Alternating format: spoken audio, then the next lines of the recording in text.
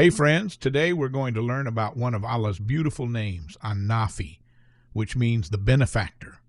That's someone who gives us good things and helps us in amazing ways.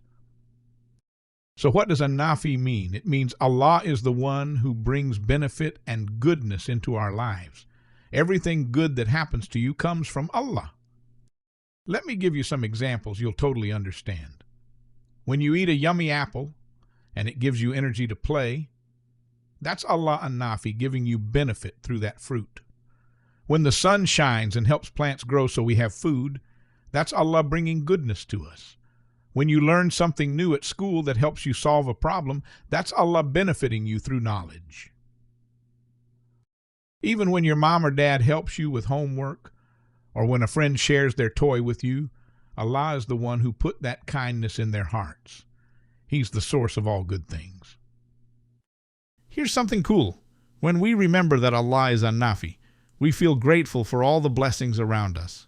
We say Alhamdulillah, which means thank you, Allah.